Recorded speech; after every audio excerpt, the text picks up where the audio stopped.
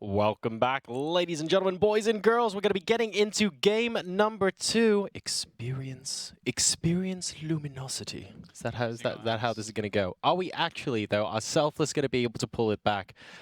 Luminosity have shown a more consistent, higher level of teamwork. Selfless have shown moments of brilliance, and I feel like if they can string a bunch of them together, they will take a game off Luminosity here. I'm very keen on seeing how they pick this up. I haven't got complete confirmation of what the map is yet. The lobby is still being created. If you were in Selfless's position as sort of pro teams playing in general, how do you respond to playing against a really good team that has kind of dismantled you in map number 1? I think it's really tough because I think what we started to see after the first point was broken was almost a consistent sort of like you talked about it before, where you have these situations where it's either you have the brawl, which can where the synergies maybe get thrown out the window, sort of 1 versus 1s with maybe like weird matchups in that sense. Yeah, sure. And that's where the individual skill comes into play, where an understanding of how this guy is going to try to with that hero is going to try to fight this hero. What do you have to like look out for? Do you have to bait something out? How does that dynamic work? And I feel like kind of across the board from that perspective, Luminosity are still going to be better. So, where are the edges? If you can't find the edges in the team play and the approach, then you can't find the edges in that sense. You're kind of fighting uphill battles. So you're kind of trying to prey on mistakes of the opposing team. And so far, we didn't see a huge amount of mistakes. It looked like all the time that we were seeing these two teams play each other. Luminosity, to me, felt confident that it was going to work. Like what they were going to do is eventually going to work. They're very patient in that way. I guess if you're Selfless in this position, then what do? You see that the other team has effectively done everything you do, but better. That halftime pep talk must be pretty grim, where it's like, well, guys, there isn't actually one area. We're kind of getting pummeled a little bit. Where are they looking to exploit Luminosity right now? Because they have to try something. That's the thing. I mean, we saw the idea of where they tried to lock down Seagull, but that's more of a reactive thing. Again, of course you have to understand what Seagull's going to be doing, and in a lot of senses, again, the versatility of him, he can do a lot of things. So you got to kind of wait and see, okay, how are they going to play this setup, or what kind of setup are they going to play? Where are the problems going to arise? So I guess in some senses you just have to be very reactive, and I wouldn't like to see them try to overcompensate. That's what some teams in this dilemma try and do. They try to overcompensate and try to play too much out of their comfort zone when what they really need is their comfort zone, is making their game work where their players can truly play their best and just hope that a few of them just kind of start going off. I think that's the best place for them to find themselves.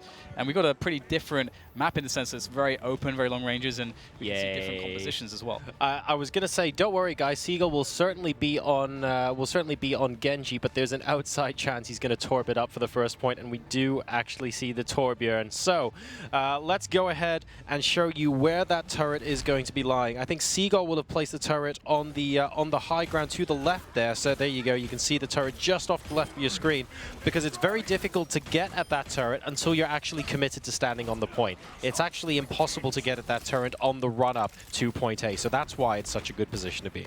It's going to be fun to see how this plays out. And again, there should be some level of notoriety, of course, coming from the perspective of Selfless, understanding, okay, Seagull obviously likes to do these things, we can try to expect this. Once they spot the turret, they should already, I think, have in their mind ways to try to deal with that. So we're going to hopefully see that, a considered approach from Selfless, and they are taking their time getting in for this first attack. Perhaps I think they just spotted the turret, wanted to regroup, see if they can go for a better approach, and you can see Reinhardt soaking up a lot of damage on the high ground there. Now the drop comes in towards the payload as they pressure, and we can see a lot of plasma being fired there by Michael 3D, who's still rocking the D.Va. Indeed he is. And a little bit different from last game around. He's not really worried about the verticality just yet. Oh no, he tried to get up there and didn't quite make it. The little engine that could, unfortunately. And 2 more kills going down. Oh, and God's going down to RobWiz as well. So a very, very strong start here from Selfless. This is the belief. This is the start they needed. Yeah, that is a beautiful clearance there at the first point. And also, Torbjorn's now going to have to be swapped out for. We see Seagull going to the Genji. Gotta be Genji. And hopefully that for Luminosity's sake, they can pull something together with this, because that was such a strong clearance that we only have 2 ultimates there for Luminosity built at the moment. We've got the rest of the players there, apart from Enigma on D.Va and Indus on Zenyatta, without anything to really save for themselves. So there could be problems in that sense, because we've got RobWiz, who's on the Death Blossom. We've got the McCree Deadeye. I mean, they're rocking ultimates all over the place. So Selfless can still deal a lot of damage here. And we can see the contest coming back in as Luminosity trying to prevent them from gaining ground past the middle position. And at the moment, oh, very nice pick off on Chili there. So a couple of good individual performances, picking off a few heroes on the part of Luminosity. So Chili is going to be big, but admittedly, it is still in a support function. All of the DPS is still there, and they will be able to get back into the fight soon. So it looks like both teams are going to reset. No perma damage done. Seagull will have Sushi Blade available in a couple of seconds' time. God's already in a position to start off the next engagement with a Deadeye. And this is really cool as well, because Selfless, they do actually have Juvenile, of course, on the Reinhardt, on the Earth Shadow. He's ready for it, and we saw how much damage an Earth Shadow can do in this portion of the map here. So hopefully he can do that. He can do that and show us why it's so strong. He's trying to get in position right now. Great damage being done here as Luminosity will actually be breaking Selfless, able to get behind them and just surround them in all senses. And that is a really big problem, because now Selfless have wiped and Luminosity starting to gain some ground.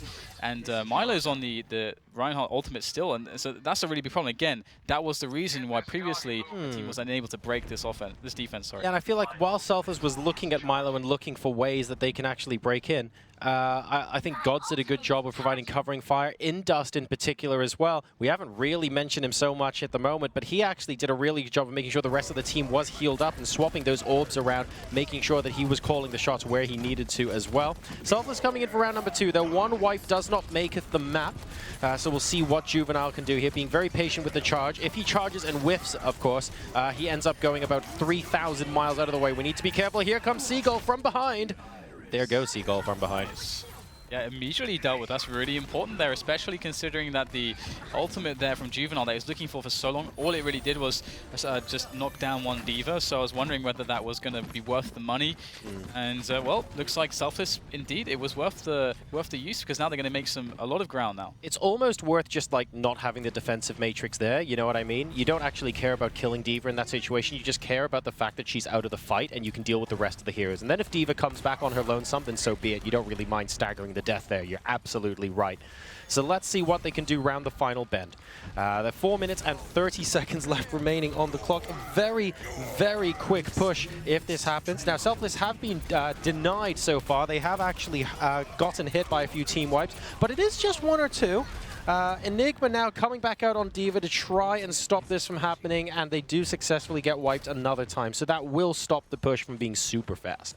Yeah, Luminosity able to hold things together here and starting to push that payload back, and I was starting to get very worried for them because they were getting crushed. But if they can get the payload back to the ramp there, they're going to have a very defensible position to work with. And right now they're in a good stead. Lots of time to set up after the initial wipe, and in comes the next push from Selfless. We've got players all over the place now trying to get behind the defense here. And oh, here goes the self-destruct. Yep, both sides with D.Vas just using the self-destruct to try and push the remainder of the team off of the point. Milo is down though, and that means no shields on the part of Luminosity. That makes it very difficult for them to sustain this fight. Seagull going down, and Enigma after him.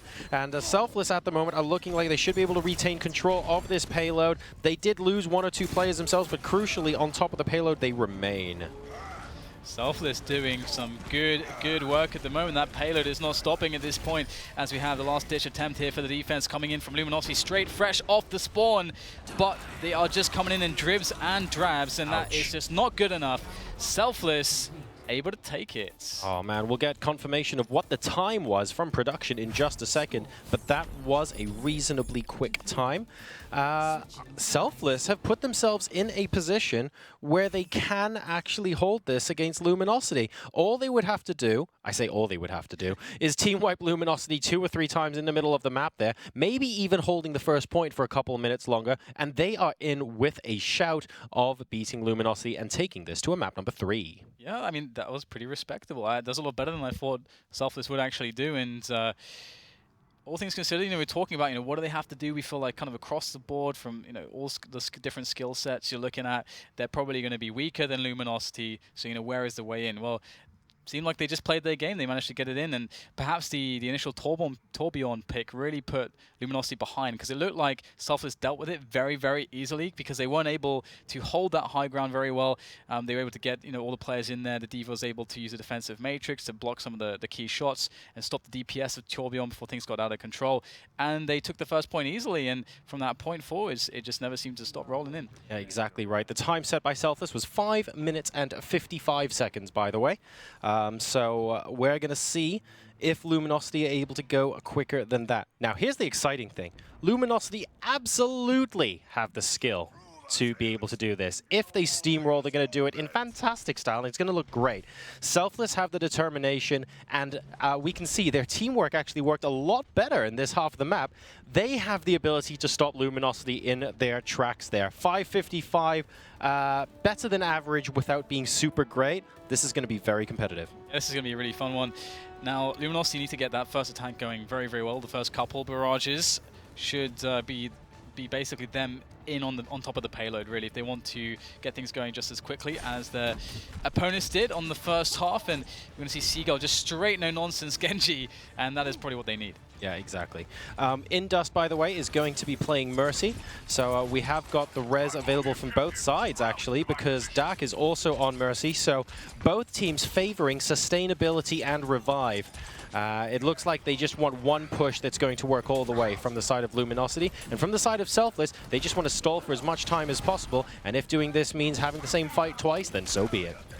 And looks like actually we've got a lot of kills coming in here from Luminosity, doing a lot of damage. This is going to be hard to hold on to, so it may not even require a second push. The first one is doing good work, and we have a lot of frags coming in all over the place. We have Gods on the ultimate as well, on the Deadeye, and not even required. That was a blinding time. The first attack was good. Well, that's going to be a 1 minute and 1 second take of the first checkpoint. And very, very simple, guys. Seagull targeted down Mercy. So first player to die, Mercy immediately went off. Dak has actually switched onto Lucio, by the way. So Indust remaining on Mercy with a res available, and Dak instead is going to be playing Lucio. So note there are still 2 supports because Chili is on Zenyatta, but Seagull taking out Mercy at the start of that fight made the rest of the fight for Luminosity. Speaking of the Mercy on Indus's perspective, I'm really worried for Selfless if he's able to get off a money res, because the distances are so huge on this map that can really make a solid difference to Luminosity's ability to keep the push going. And we've got this this awesome middle point that we've seen so much awesome Reinhardt action previously, but Juvenile does not have any Earthshatter to work with. They get the self-destruct going up into the middle, but that's not going to be able to do really all that much, it would seem. And the high noon coming into play as well. I feel like the Diva ultimate at this point is kind of like a scatter approach. It's like, nerf this! And you see everyone scattering like rats, and it's like, yeah, it's basically not going to kill anyone, but you will get everyone running away for quite some time. And that's what Michael 3D just did there. Juvenile with an Earthshatter available, but no enemies in sight to practice it on. In the meantime, actually, all of the long-range stuff, very useful for Luminosity, because Gods has Deadeye, and Indust still is holding that res in his back pocket. So there it is. Oh wow. No, that was such a good idea in principle, wasn't it? Yeah, almost did a massive damage, and looks like right now Luminosity are going to be able to get the push going once again straight onto the middle area, trying to break the Reinhardt, and they will be able to do so on the payload now as they make all the kills that they need to make. Oh man. And this is a really big problem right now for Selfless. That was such a whiff. If that Earthshatter from Juvenile was actually a Graviton Surge, think about it. Yeah. That would have been so sick. But unfortunately, just a little bit too late. And as a result, Luminosity are speeding through to the next checkpoint. 5 minutes and 55 seconds of time to beat, don't forget. 3 minutes exactly was elapsed when they actually took that. So 2:55 to capture the final point, and Luminosity show no signs of slowing down. And we still have that res on Indust as well, which I'm looking for him to use expertly if they get into a bit of trouble. But Selfless looking to be pushed to the limit now as the ramp area has been claimed by Luminosity, and they start to go for the final stretch. Now Selfless looking to get a perfect timing in here, as they do have Rob Wiz on a Death Blossom and a Sound Barrier is available there on Dak as well, and they're going to be going in now trying to crush this this offensive push from Luminosity.